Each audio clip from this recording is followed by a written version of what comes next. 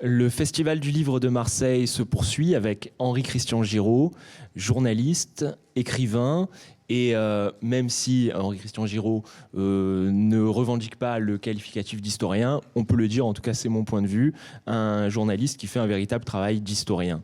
Vous avez été rédacteur en chef au Figaro Magazine, vous collaborez régulièrement pour différentes revues, notamment le Figaro Histoire, et ça n'aura échappé à personne, vous êtes le petit-fils du général Giraud, un héros de la Grande Guerre, un personnage important de la Deuxième Guerre mondiale, dont il sera évidemment question dans notre échange. Vous revenez avec ce livre, De Gaulle et les communistes, publié aux éditions Perrin. De Gaulle et les communistes, qui est donc la réédition augmentée d'un ouvrage paru en 1988 et 1989 en 2 tomes. Vous pouvez le commander sur le site du Festival du Livre de Marseille, www.festivaldulivredemarseille.com, et avoir un exemplaire dédicacé par l'auteur que vous pourrez récupérer à partir du 21 décembre auprès de notre partenaire, la librairie Prado Paradis, de Marseille, évidemment. Alors, ce livre, c'est une somme qui a provoqué beaucoup de réactions, beaucoup de commentaires au moment de sa première parution. Sa thèse, il y aurait eu un jeu de dupes entre le général de Gaulle, pendant la Seconde Guerre mondiale, en quête de reconnaissance et d'appui, de légitimité, et l'URSS et la mouvance communiste.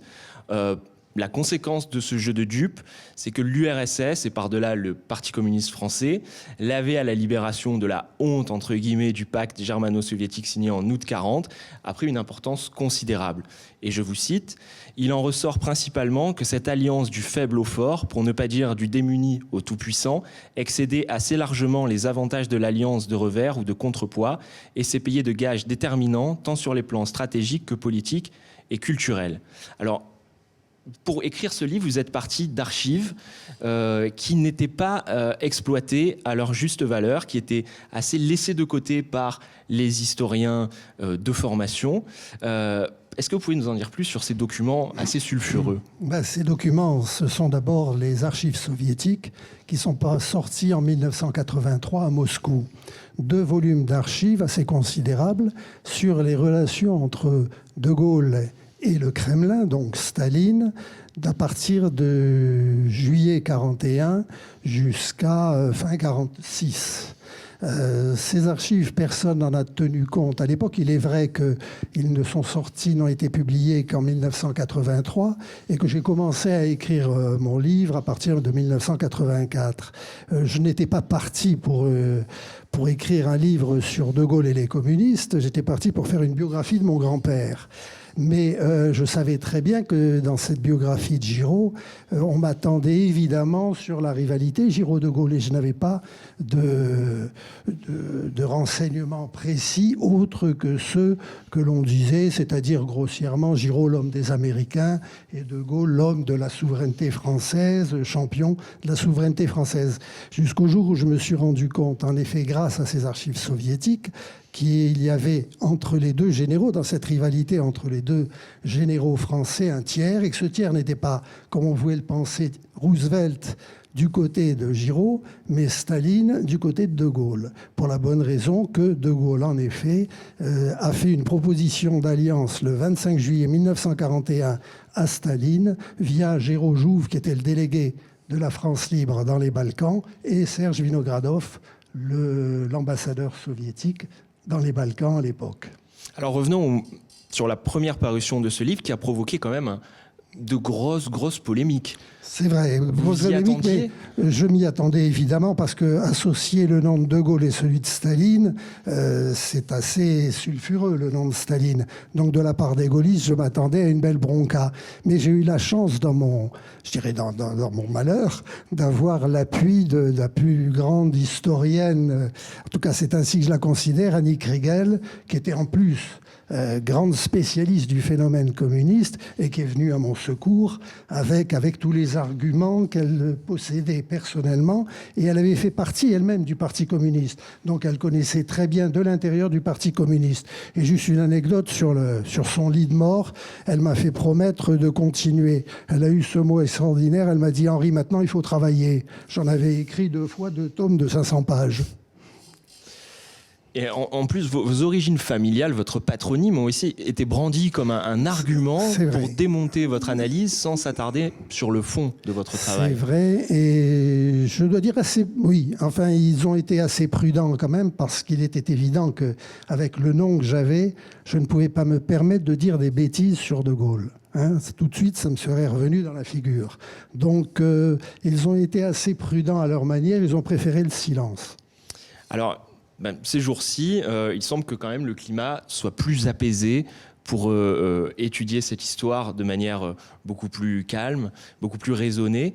Mais pour autant, il y a toujours cet argument qui revient, le fait que De Gaulle ait joué la carte soviétique. Et là, je vous cite, est-ce que ça ne peut pas être vu comme finalement les prémices de sa politique d'indépendance nationale? Selon vous, c'est tout le contraire. C'est tout le contraire. Je pense que l'Ostpolitik a échoué de A à Z. D'ailleurs, De Gaulle l'a reconnu en 68 lors de l'invasion de la Tchécoslovaquie. Il le dit, mon Ostpolitik a failli. Bon, moyennant quoi, c'est un pari. De Gaulle n'a pas de carte. Hein. Il est démuni, comme vous le disiez. Et il se donne des cartes. Cette carte, c'est, il le pense, un certain accord avec Staline. Seulement, Staline, c'est pas Nicolas II. Hein, c'est Staline. Et il en était conscient, vous le soulignez, il connaissait les réalités. Il en est parfaitement conscient parce qu'il l'écrit à sa mère dès 1936, lors du pacte Laval-Staline, parce que Laval est allé signer un pacte avec Staline pour calmer le Parti communiste à l'époque. Pierre Laval, qui à ce moment-là était président du Conseil. Président du Conseil, bon. Donc De Gaulle le dit à sa mère, il faut faire cet accord malgré les vices et les crimes de ce régime que nous connaissons bien. Donc De Gaulle connaît le régime, mais il ne le voit pas. Il voit Staline comme un dictateur classique. Il ne le voit pas comme un dictateur soviétique. Pour lui, De Gaulle n'est pas un idéologue. Il a ce côté d'homme du 19e siècle et il n'imagine pas que Staline... Il n'imagine pas ce que peut être la révolution mondiale prolétarienne. Il ne l'imagine pas. Et je pense que jusqu'au bout, il ne l'a pas imaginé. Et pour autant, vous soulignez quand même que De Gaulle connaissait, il était même un petit peu lié avec le maréchal Toukhatchevski, qui est une des victimes des grandes purges staliniennes. Et lui-même dira à ce sujet, à propos de Staline, mais il n'a pas le choix. C'est quand même assez... il n'a pas le choix. Staline n'avait pas le choix de... Staline, enfin... Vous-même précisez que De Gaulle n'avait pas le choix disons, de faire avec cette politique absolument barbare et d'élimination de tous ces cadres de l'armée. Il a fait avec, comme finalement Churchill a fait avec, comme Roosevelt a fait avec, à une nuance près, c'est que vous pointez un accord pas seulement militaire, mais surtout politique. Un accord politique, hein, ça c'est autre chose. Quelle était la nature de cet accord politique ? Un accord stratégique. Quand De Gaulle fait sa proposition d'alliance le 25 juillet 1941, il avance comme argument « Nous sommes deux pays continentaux et nous savons mieux que les anglo-saxons ce qui convient à l'Europe et donc nous devons nous entendre, vous, l'Union soviétique et la France, pour le destin de l'Europe, le sort de l'Europe après-guerre. Moyennant quoi, si la Russie est évidemment continentale, l'Union soviétique est continentale à sa façon. C'est-à-dire que le projet soviétique, c'est la révolution prolétarienne mondiale. C'est la conquête du monde, et c'est notamment la conquête de l'Europe. Ce qui va se passer par la suite, d'ailleurs. Hein. Donc De Gaulle propose cette alliance et Staline le laisse un peu marner et puis il répond à sa façon en disant « D'accord, je reconnais la France libre », ce qui va se passer le 26 septembre 1941, à deux conditions. La première condition, c'est une condition politique et même politicienne, c'est vous réintroduisez le Parti communiste sur la scène nationale, Parti communiste qui avait été dissous par Daladier pour cause de pacte germano-soviétique, de défaitisme, de sabotage dans les usines de guerre, etc. Ce qui va se passer puisque De Gaulle va intégrer 5 ministres communistes au sein du premier gouvernement du GRPF à la libération. Et la deuxième condition que pose Staline, c'est la défense de l'ouverture du lieu du second front, du lieu d'ouverture du second front le plus à l'ouest possible. Staline, évidemment, reçoit la Wehrmacht sur le coin de la figure et il demande expressément à Churchill, puis, quand l'Amérique sera en guerre, à Roosevelt, d'ouvrir un second front pour alléger le fardeau de l'Union soviétique. Bon. Mais Staline veut que ce lieu d'ouverture se passe le plus à l'ouest possible. Et il le dit même, dans le nord de la France, dès juillet 1941, dans le nord de la France, il spécifie bien. Donc, alors que Churchill, lui, envisage plutôt, et Giraud plus tard, envisage plutôt une offensive dans le ventre mou de l'Europe, c'est-à-dire une offensive balkanique, ou yougoslave, comme on veut, une offensive danubienne. Bon. Et De Gaulle se lie à Staline sur ce plan-là, et il va se lier là de façon terrible, parce qu'il va casser le corps expéditionnaire français commandé par Juin en 1944, alors que la possibilité d'une offensive danubienne se révèle à partir de l'Italie reconquise. Mais justement, vous soulignez que cette reconnaissance de la France libre par l'URSS survient le 21 septembre 26 septembre 1941, soit plus d'un an après l'invasion de l'URSS par l'Allemagne nazie, donc le 21 juin 1940. Et dès cette date, et même avant, 1941, pardon, et même avant cette date, déjà, il y avait des tentatives d'approche en coulisses, en sous-main, de proches de De Gaulle, d'hommes de la France libre, vis-à-vis notamment de l'ambassadeur d'URSS en Grande-Bretagne. Il y a la diplomatie gaulliste, la diplomatie gaullo-soviétique, si je peux l'appeler ainsi, est une fusée à 3 étages. Il y a d'abord des relations officieuses entre De Gaulle et l'ambassadeur soviétique à Londres, Ivan Maïski. Ces relations officieuses passent par Gaston Palevski, qui était l'adjoint de De Gaulle, le directeur de cabinet de De Gaulle à Londres à cette époque-là. Ensuite, il y a évidemment les relations officielles à partir du 21 juin 1941, lorsque Hitler envahit l'Union soviétique. Et à partir du 25 juillet 1941, là, il y a une demande spécifique de De Gaulle et totalement secrète. Même son entourage ne le connaît pas, même Cassin ne le connaît pas, ne le sait pas. Palevski, peut-être, lui, était un des seuls, peut-être, à l'imaginer. Mais à partir du 25 juillet 1941, De Gaulle fait une proposition d'alliance secrète à Staline. Qui se montre assez réticent. Mais il ne se montre pas réticent. Staline, vous imaginez que pour Staline, De Gaulle, c'est un général inconnu, démuni de tout, qui est subventionné par la Grande-Bretagne, qui ne peut pas sortir de Grande-Bretagne sinon dans un avion anglais, qui émarge sur le budget britannique. Tout ça, on ne veut plus le voir aujourd'hui, parce qu'évidemment, on le voit De Gaulle à partir de maintenant, à partir de du second règne de De Gaulle. Mais à l'époque, en juillet 1941, De Gaulle, c'est rien. C'est un petit général qui est parti et surtout qui n'a pas de succès militaire. C'est ça le problème, c'est que personne ne vient le rejoindre à Londres. Et ça, c'est assez dramatique. Même son camarade Bétoir, le général Bétoir, qui vient de réussir à Narvik, lorsqu'il se rapatrie sur la France, il passe par Londres, il ne reste pas à Londres. Or, c'est Bétoir, il se tutoie. C'est comme avec Juin, ils font partie de la même promotion. Donc, c'est un cas tragique, là. De Gaulle est seul. Oui, d'autant plus que Moscou a encore une ambassade à Vichy. Moscou, bien sûr, c'est Bogomolov qui est là jusqu'en juillet 1941. Et alors, on me dirait, Maïski est aussi en ambassade en Grande-Bretagne. Donc, l'accord se fait...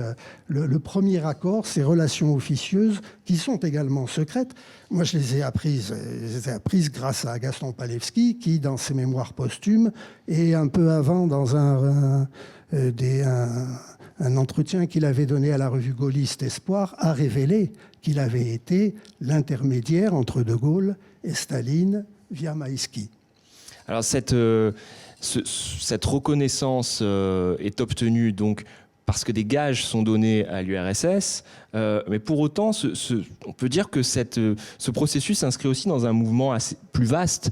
Roosevelt lui-même, même s'il est à rebours de certaines personnalités de son gouvernement, s'est rangé très tôt à un soutien à l'URSS, avant même l'attaque du Reich, puisqu'en janvier, il lève l'embargo sur les ventes de marchandises à l'URSS.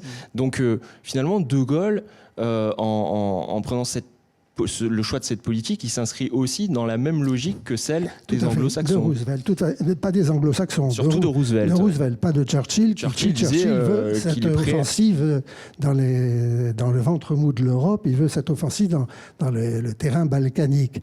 Mais Roosevelt, en effet, se partage avec Staline lors de la conférence de Téhéran à partir de novembre-décembre 1943, se partage pratiquement l'Europe et je dirais établissent le condominium américano-soviétique sur l'Europe à ce moment-là. Bon.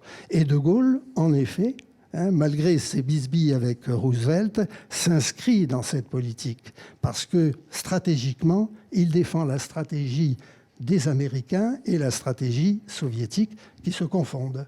C'est l'ouverture du second front le plus à l'ouest possible, de façon à laisser le temps à l'armée rouge d'arriver jusqu'à Berlin.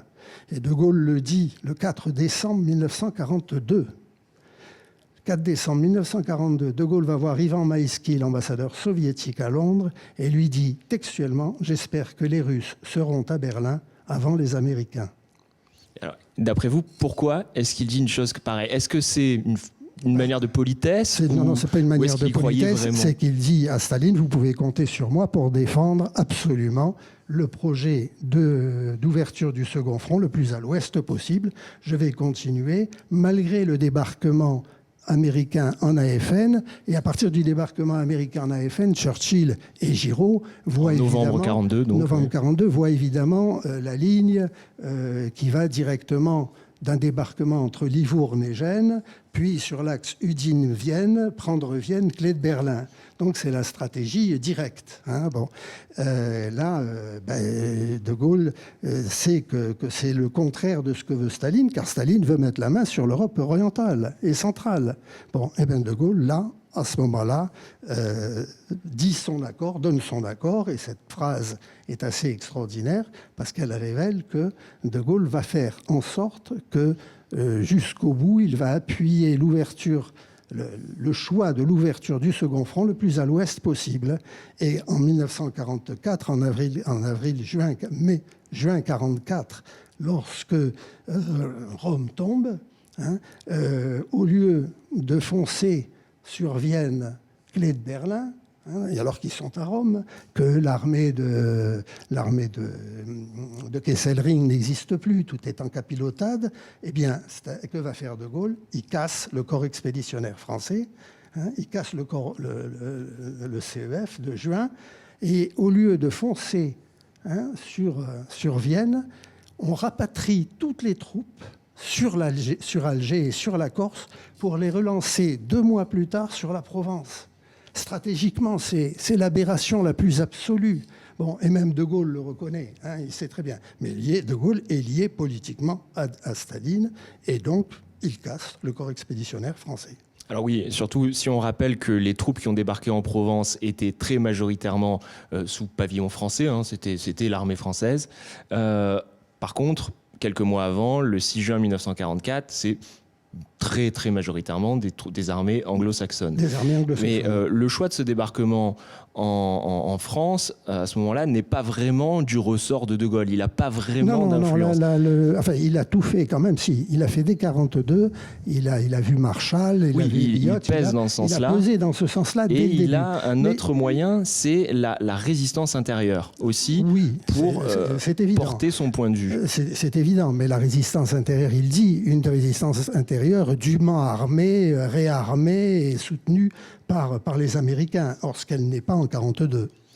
Mais pour justement essayer d'avoir un contrôle sur cette résistance intérieure, il va s'appuyer sur un homme dont il est largement question dans votre livre, Jean Moulin, que vous abordez. Vous êtes un spécialiste, chef. Merci. Mais vous avez également beaucoup travaillé la vie et l'action de Jean Moulin, que vous présentez ici sous un jour une nouvelle fois assez polémique, puisque vous reprenez tout de même la thèse, vous la prolongez, vous l'étoffez, la thèse d'Henri Freinet, qui était donc un grand chef de la résistance, qui était plutôt rival de Moulin, disons qu'il s'opposait à sa politique, et donc vous reprenez cette théorie d'un Jean Moulin crypto-communiste. Oui. Alors est-ce que vous pouvez nous en dire plus à ce sujet ? Ce que je peux en dire, c'est que De Gaulle, dans ses propos à Perfit, dans son C'était De Gaulle, révèle que Jean Moulin, en effet, était proche du Parti communiste. Il emploie l'expression proche du Parti communiste et dit-il, c'est pour ça que je l'ai employé et c'est pour ça que je l'ai utilisé pour approcher le Parti communiste. Pour approcher le Parti communiste parce que c'est une des conditions posées par Staline. Donc il est évident que De Gaulle a reconnu tardivement que Jean Moulin était proche du Parti communiste, et à partir du moment où quelqu'un est proche du Parti communiste à l'époque, le Parti communiste est un parti stalinien. Attention, c'est pas Roussel d'aujourd'hui, c'est autre chose. Bon, ce sont tous des staliniens purs et durs et qui se revendiquent comme tels. Marty le dit, je suis stalinien. Donc, à partir du moment où un homme peut être un intermédiaire avec le Parti communiste, c'est qu'il a des liens quand même, plus ou moins cachés avec le Parti communiste. Alors, quels étaient ces liens ? Je n'en sais rien. Vous évoquez quand même les proches collaborateurs de Jean Moulin, Chambéron, Meunier, tous. Jean Moulin, donc l'unificateur de la résistance. Bien sûr, donc tous ces gens-là sont quand même des gens du Parti communiste et qui vont se révéler progressivement d'ailleurs, parce que ce sont des infiltrés, ce sont des souterrains. Donc il est difficile à l'époque de savoir qui est qui. Mais ils se sont révélés communistes et communistes purs et durs. Parce qu'à l'époque, on ne peut pas être un communiste mou. Ça n'existe pas. On est un communiste parce qu'on est un stalinien. On oublie un peu la dictature stalinienne qui pèse sur tous ces gens-là. Bon, donc voilà, donc je pense qu'il y a tout l'entourage. Il y a Ludwig Brecher, alias d'Olivet, que j'ai connu un peu, qui voulait me faire un procès, puis il est mort entre-temps, donc ça s'est passé. Chambéron reconnaît la haine de Chambéron pour Brossolette est très intéressante. Brossolette, donc qui était le délégué du général de Gaulle en zone nord. Qui était néanmoins subordonné à Jean Moulin. Subordonné, oui et non. Oui, De Gaulle a voulu le subordonner, mais il a résisté un petit peu. Et disons qu'il y avait deux lignes. Brossolette, dans la résistance, Brossolette voulait unir des personnalités de la résistance, mais en dehors des partis, parce qu'il estimait que tous les partis étaient la cause de la défaite. Et puis il y avait Jean Moulin, qui, lui, était partisan précisément de la création du CNR, c'est-à-dire la résurrection... Le Conseil national de la résistance. National de la résistance, c'est-à-dire la réunion, la résurrection de tous les vieux partis.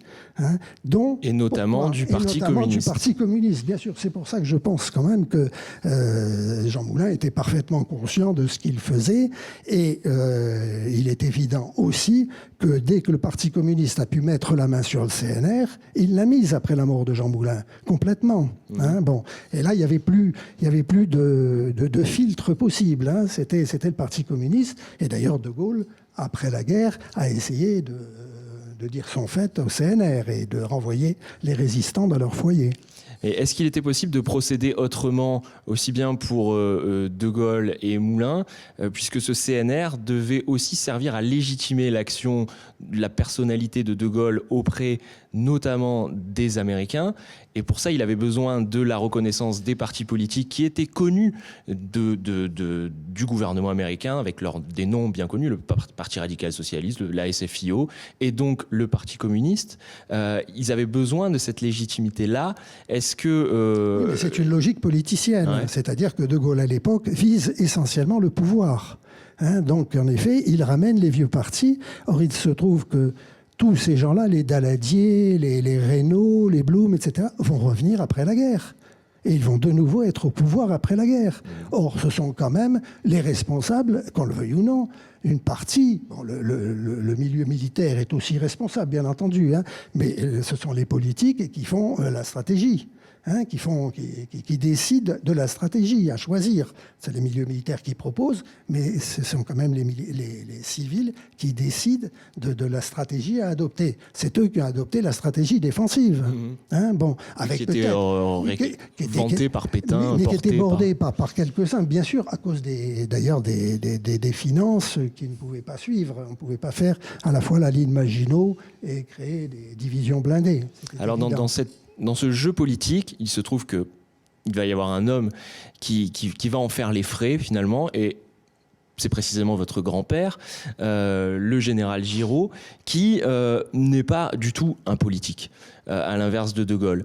On parle beaucoup de rivalité De Gaulle-Giraud. Vous nuancez un peu cette opposition en expliquant que si De Gaulle, lui, voulait le pouvoir, c'était pas le cas du général Giraud. Oui, d'abord, les deux hommes se connaissent bien, puisque De Gaulle a été sous les ordres de mon grand-père à Metz, à partir de 37-38. Lorsque mon grand-père était gouverneur militaire de Metz, De Gaulle commandait le 507e char. Donc, il était sous les ordres de Giraud. La marraine du char de Gaulle est ma grand-mère. Donc, voilà, on est là dans la famille militaire. Donc, on se connaît bien. On connaît ses défauts, on connaît ses qualités. Et mon grand-père, d'ailleurs, j'ai les notes de Gaulle par Giraud, parce que les supérieurs notent toujours leurs subordonnés. Ce sont des notes parfaites. Il n'y a aucune réserve. Donc, ce sont des gens qui s'estiment. Mais mon grand-père n'est pas un politique, en ce sens qu'il faut bien savoir qu'à l'époque, Giraud n'a jamais voté. C'est ça ce que même après la guerre, Madame de Gaulle a voté, parce que De Gaulle a établi le vote pour les femmes, mais il n'avait pas encore établi le vote pour les officiers. Donc Madame de Gaulle a voté, le général de Gaulle n'a toujours pas voté. Non, mais c'est extraordinaire, mais ça on l'oublie, mais c'est ainsi. Et il se trouve que le Parti communiste et le Front National, qui à l'époque était une organisation de résistance communiste, vont se rallier à De Gaulle. Bien sûr. Plutôt qu'à Giraud. Alors oui, ils vont se rallier d'abord. Le Parti au début, communiste, ils vont être un peu ambivalents. Très ambivalents. Et c'est ce que montre très bien Stéphane Courtois dans son livre, dans sa thèse sur le PCF dans la guerre. Il montre le jeu de bascule du Parti communiste entre les deux généraux. Car le Parti communiste alterne son appui à l'un et à l'autre en fonction de ce que l'un et l'autre peuvent lui donner sur le moment. Bon, il est évident qu'à partir d'un certain moment, le Parti communiste soutient De Gaulle. Et il soutient De Gaulle parce que De Gaulle peut davantage lui donner que Giraud. C'est tout. Pourquoi ? Parce que De Gaulle est un politique et vise le pouvoir. Donc le Parti communiste sait que il aura sa place au pouvoir. Et d'ailleurs, quand Giraud est éliminé du CFLN, du Comité français de la libération nationale, qu'il a créé avec De Gaulle le 3 juin 1943, qui le remplace, deux communistes, Billoux et Grenier. Donc, les choses sont très claires. Et ensuite, De Gaulle va faire introduire 5 ministres communistes au gouvernement, dont Thorez, déserteur. Donc, il paye son écho à Staline.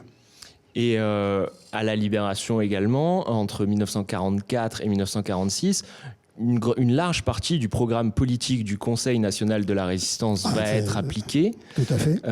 Alors, on parle de la sécurité sociale, tout ça, nationalisation, retraite. Il y a des très belles choses de fait, d'ailleurs. Qui ont fait l'objet quand même d'un large consensus. Tout à fait. Mais une partie de ces mesures viennent de la gauche, du spectre CNR, politique. du programme du CNR, c'est évident, bien entendu. Le programme du CNR qui aurait été rédigé par Villon. Alias Gainsbourger et Villon, qui lui était un cominternien pur dur. Mais il y avait certaines réformes qui étaient nécessaires, bien entendu. On n'allait pas refaire la même chose. Qui était aussi approuvé par la Fédération républicaine, qui était très à droite. Tout à fait, tout à fait. Non, mais je crois qu'il y a eu un consensus à l'époque, quand même, bien sûr. Oui, tout à fait. De tout ce milieu résistant.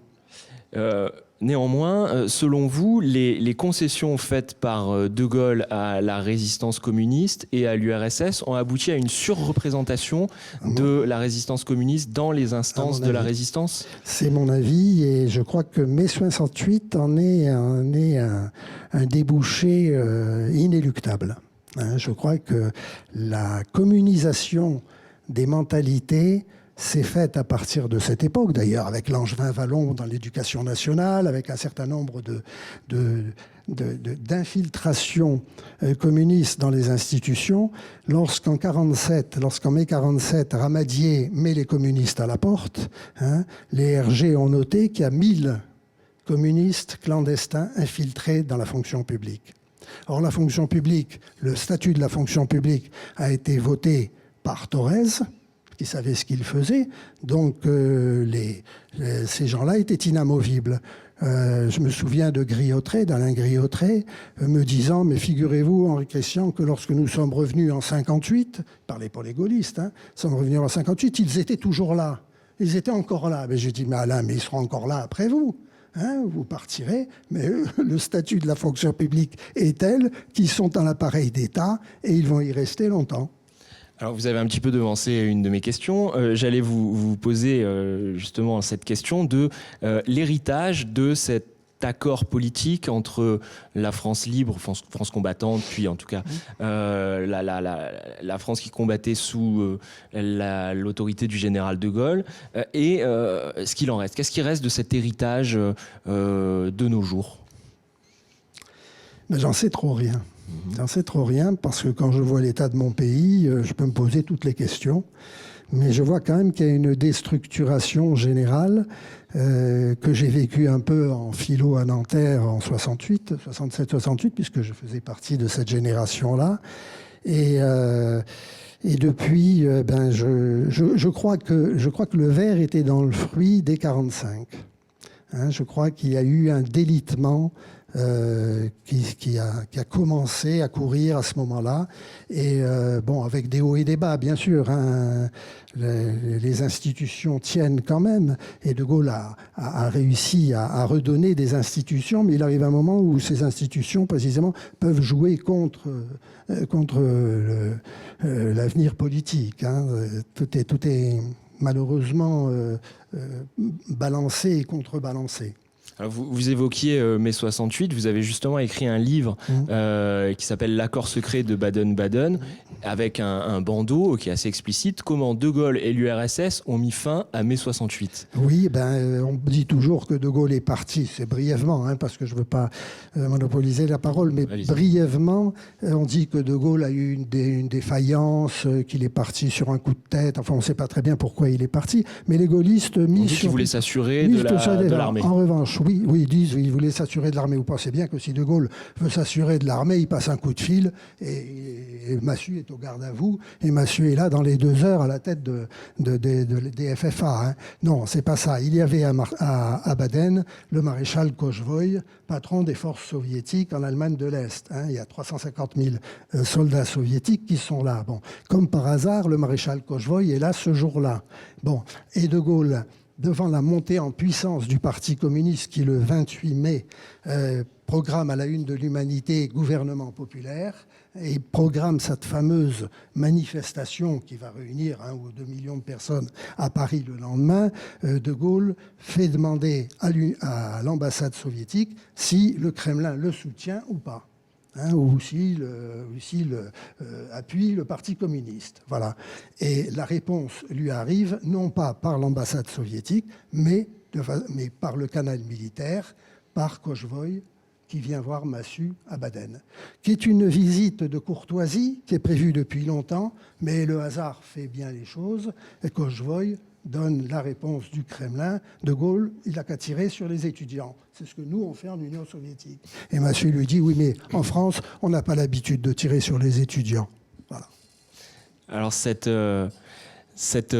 collusion, entre guillemets, est d'autant plus étonnante qu'on a coutume de dire qu'à la Libération, donc à l'été 1944, le général de Gaulle a tout mis en œuvre pour éviter une vacance du pouvoir entre le moment où le régime vichiste et l'occupant serait chassé, encore que le régime vichiste, en tout cas ses personnalités certaines seront totalement récupérées, et donc l'arrivée des représentants du gouvernement provisoire de la République.